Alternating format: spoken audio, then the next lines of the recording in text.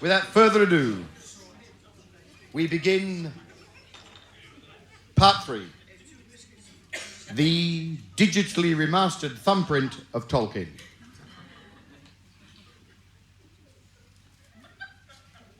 The mighty Anduin. And on the banks of the river sat Smeargold some years ago. Climbing out of the river was young Deargold, his bro. In his hand he held the One Ring, which quite stole young Smeargold's breath. So he said it was his birthday, and then he throttled him to death. Smeargold killed his... But... Before Smeargold can finish the song, his relatives, horrified beyond reason by the parody, drive him out of the village. He wandered alone and lisping down many dark paths, tripping over constantly. Bereft and bruised of Tootsie, he finally made his way under the misty mountains, knowing that he would never see sunlight or a dental hygienist again. But back to the present.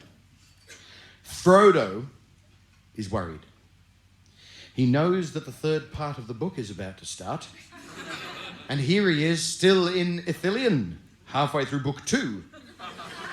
This is causing him sleepless nights, which Sam misinterprets as the evil of the ring. Sam is concerned that there may not be enough lembas bread for the trip back. This is not quite true. Sam is actually concerned that with nothing to carry or cook, Frodo will have no more use for him. After all, the only other service Sam seems to provide during the movies is to constantly tell Frodo to get more asleep, Mr. Frodo.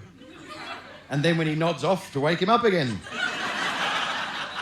We must be moving on, Mr. Frodo. No wonder Frodo appears groggy. Gollum, however, knows of the pressing time concerns and does little else but say, "Hurry, hobbits," for a scene and a half. They set off towards Mordor, bravely trying to reach the far-distant Book 3. We find the rest of our heroes heading to Isengard to deal with Saruman. Cut off from the outside world and unable to find his Palantir, Saruman has resorted to using the internet and has started an online petition. He hopes to start an organisation to do away with Ents, which he will call Green War. Gandalf and Theoden are there, as is Aragorn. Gimli and Legolas are riding on the same horse. This is a bit of a disappointment to Gimli.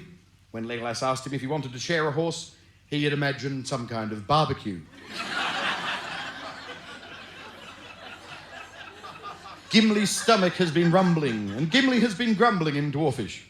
To the elf's untrained ear, it sounds like there are 2 dwarves riding behind him. The elf and dwarf are continuing their ongoing competition from Helm's Deep. Gimli claiming 43 orcs killed to Legolas's 42. With Gimli's accent rapidly devolving into Glaswegian, there seems only one quick and sensible way to sort this out. An ancient Arnorian singing contest. The Legolas and Gimli song. Ow.